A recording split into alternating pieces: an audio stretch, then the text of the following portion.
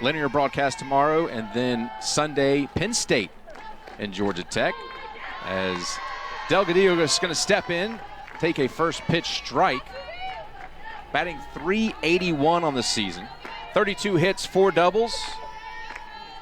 Like I said, she is lightning quick on the base pass, 18 stolen bases on the year. She's going to slap it in the air, but Grayson Tucker there for easy out number 1. That's really the ideal outcome if you're Sophia Voiles there. You don't want to give Delgadillo any chance to beat anything out. If you can get her to hit the ball in the air all night long, that's what you're looking for on a slapper that has the speed that Delgadillo has. This Oklahoma State team is ranked number 15 in the country. Here's Rosie Davis, Reedyville, Tennessee. Fouls that one off.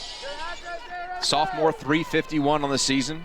27 hits, 7 doubles. Tied for the team lead in that category. She also has 4 home runs and leads the team with those 30 RBIs you mentioned earlier.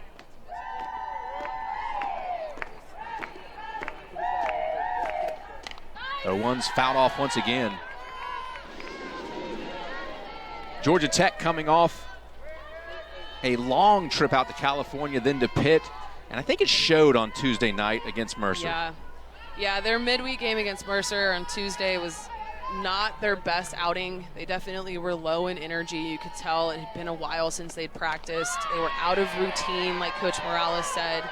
It was something that was very apparent. They dropped that game to Mercer. So for the Jackets tonight, they're really looking to get back and find their rhythm, find that routine being back home, especially going into the second half of the season. After this bye week, they'll be finishing up their second half of the season in ACC play. Appeal down to first. No swing, says Robbie Guest down at first base. Cameron Ellison behind home plate calling balls and strike. And Tim Cassatt over at third. 2-2. 1 out in the inning. Misses high once again. Davis fouled off a couple pitches early and has rebounded to a 3-2 count.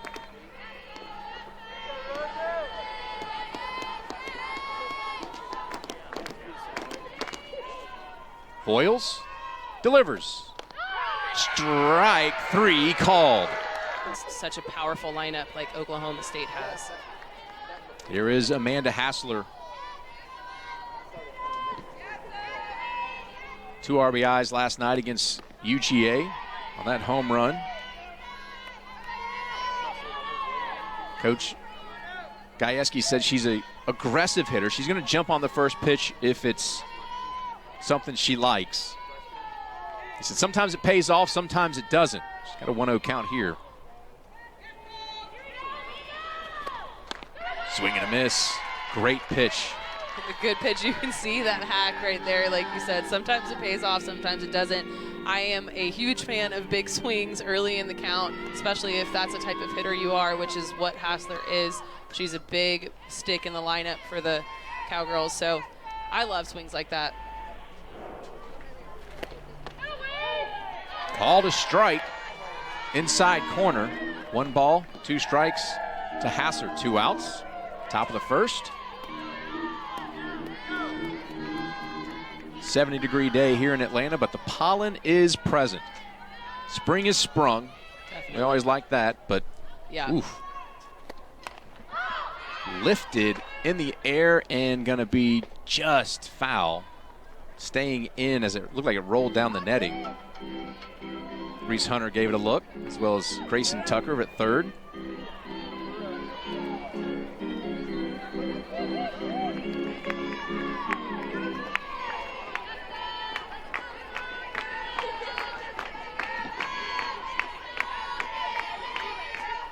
One-two to Hassler.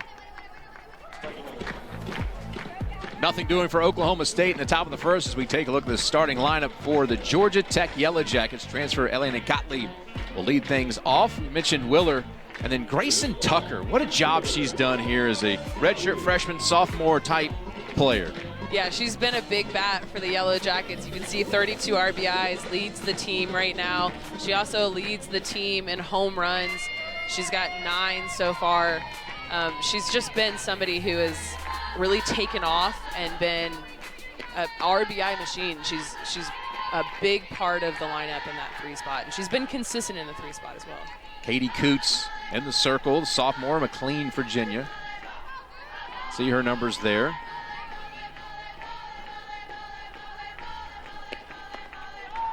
Down and away, 2-0. Yeah, Katie Coots in the circle is going to be somebody who she has high velocity. She works low in the zone, so she's going to be throwing a drop ball, really trying to get the Yellow Jacket hitters tonight to roll over it and rely on her defense. 3-0 to Gottlieb. Last appearance for Coots was last night. And the loss to UGA. She went an inning, gave up 3 hits and an earned run.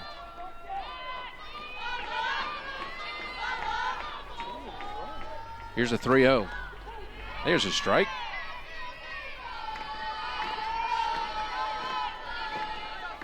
Gottlieb batting .306. 30 hits, 8 doubles. Tied for second on the team in that category. A triple, 2 home runs, 11 RBIs. And just drew her 15th walk. Great at bat there for Gottlieb. She's somebody who has speed, so she's a base stealing threat for the Yellow Jackets. Perfect timing for Willer, who we talked about at the beginning of the game, to be in the box. Willer has power, but she's also been somebody who's been really good at having a plan in the box. She's has a ton of walks as well. She's been very patient and seems like she's very aware of what pitches she hits well and what pitches she doesn't. And it's not typical of a freshman. You don't really see a freshman be able to have that type of composure that Willer does. And you're going to have a meeting in the circle as Coach Gajewski heads out. He must see something. I talked to their SID and said that he doesn't usually come out to address the pitcher. He comes out to address defenses, and the pitching coach will come out and address the pitcher. That's Vanessa Shippey Fletcher. So he must have seen something he wanted to address himself there in the circle. Yeah, you can see the whole infield came in as well. So he had a conversation with Coots, but also the infield was present. So you might be right that he was seeing something that Coots needed to be aware of, but also the rest of the people on the dirt needed to know as well. Starts Willer off. Nope, sorry, 1-1 count to Willer.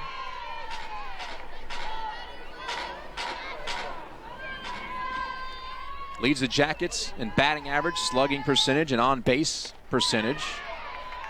Back-to-back strikes. Whatever Coach Gajewski said seems to be effective.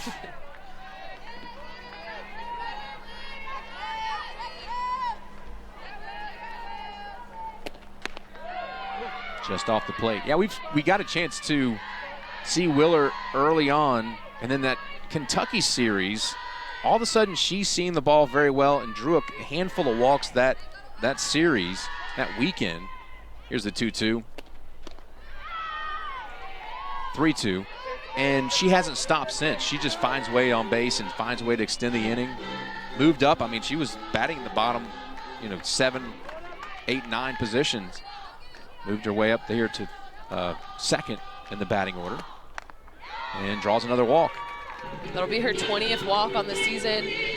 She really does have a great approach, and it shows. She's not afraid to get deep in counts and take pitches that she might not be able to hit well. And that's a big part of this game. You don't have to swing at every strike, right? You need to swing at pitches that you know you can hit well unless you have 2 strikes. Then it becomes more of a pitcher's game. Here is Grayson Tucker out of Marietta, Georgia. Coming back from an injury. Boy, she has really sparked this team offensively with big clutch hits. Batting .333, 9 home runs on the season, which leads the team, 5 doubles.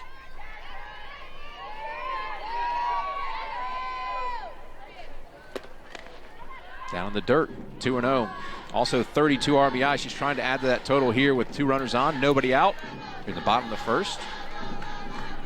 What do you feel like a win for Georgia Tech? I know it's really early, but what do you think a win in this game on a Thursday night against a Big 12 opponent that was picked to finish first, College World Series appearance last year? What would that mean for Georgia Tech? It would definitely get them back on track, right? You would assume that a win against number 15 in the country would get you set back in the rhythm that Georgia Tech had really found prior to this past trip and this past Tuesday against Mercer, right? And it sets you up well, and it also proves to you that you can play with the top 25 teams and that you can compete.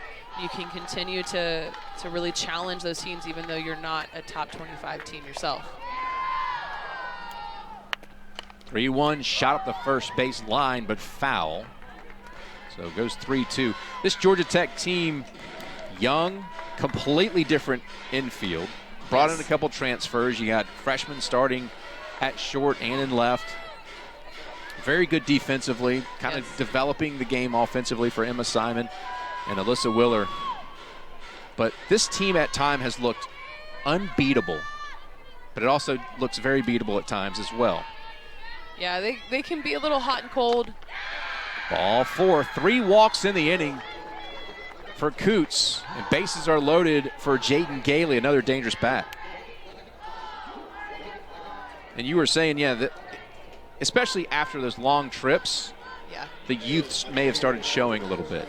Yeah, anytime you're not used to a trip cross country, which Georgia Tech hasn't had to make in conference play with the addition of Cal and Stanford, that's going to be a more regular thing. So it threw them off a little bit. You can tell it definitely threw their rhythm off. They weren't able to practice as much consistently as they were used to and actually get together on a field and work out those things that you see in games you want to work out. But you know, that's what the ACC looks like now. So it's really something that, even though it did throw them off for what we saw on Tuesday, this is something, it's a growing experience. It's a learning curve that they're going to have to be able to attack and do better. So it's, you know, good experience all the way around. Designated player Jaden Gailey takes a first pitch strike. Bases are loaded, nobody outs for the Jackets. Gailey out of Livonia, Georgia. Holds all kind of records at Franklin County High School.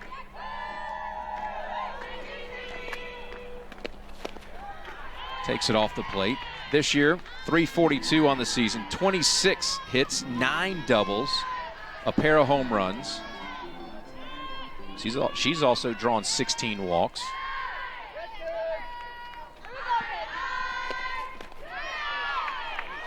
This is a really dangerous place for Coots to be in right now. Bases loaded, no outs, not consistently finding the strike zone.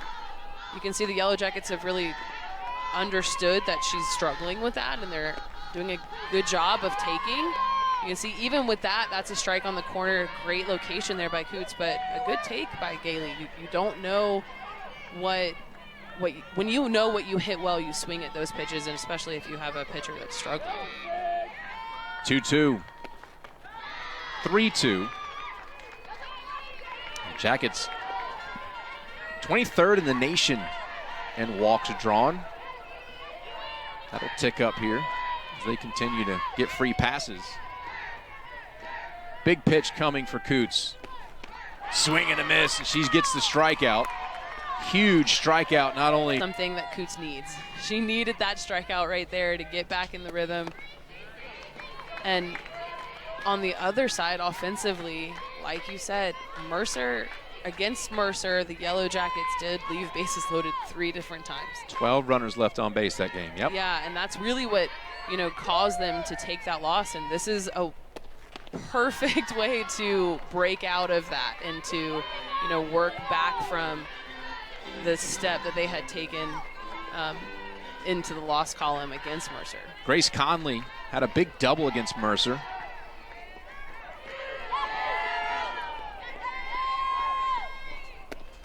And she's going to ground it into right field. 1 run will score. 2nd run coming home, and it is safe at home. A pair of Jackets are in. Runners at the corners.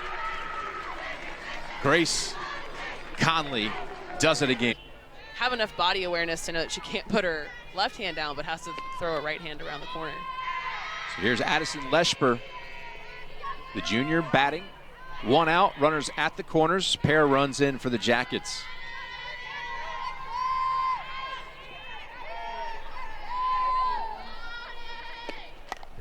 Ball's lifted, not very deep.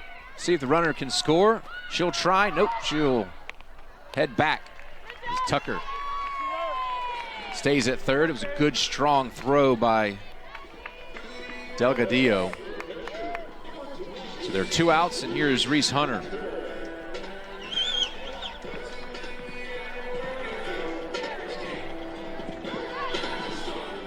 Hunter, a junior, did not have the offensive start you think she wanted. She's got power, but you've kind of started to see her slowly but surely work her way out. Late on that one, fouls it off. 210 on the season.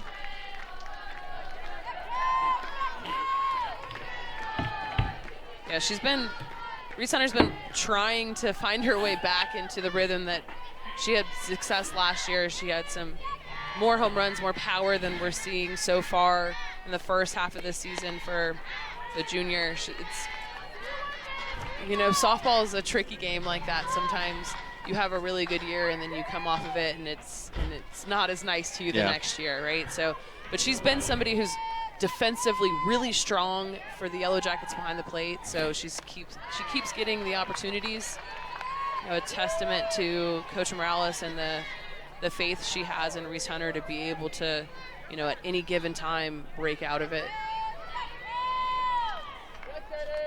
Foul tips that one. 1 ball, 2 strikes. Trying to extend the inning here as fouls that one off.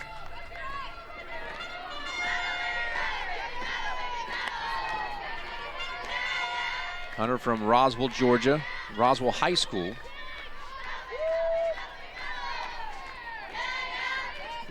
She hit the ground running with the Jackets, appearing in 27 games her freshman season. And that was behind Emma Kauf, wasn't it? Yes. Yep. Off the plate, did not swing. 2-2. Kauf was something special. We saw her, was it Alumni Day, or it was one weekend we saw a couple of the she was in town, former players, yeah. 2-2. Slapped, right field. A run is in, and it's a hit for Hunter. Great job in just going with the pitch and extending the inning. Enough barrel balls to the wall. It can be little flare hits. And that one was sent out to right field. First pitch Emma Simon sees, and that is the 3rd out. But 3 runs are played. 3-0 Jackets lead Oklahoma State here in this bye-week tournament.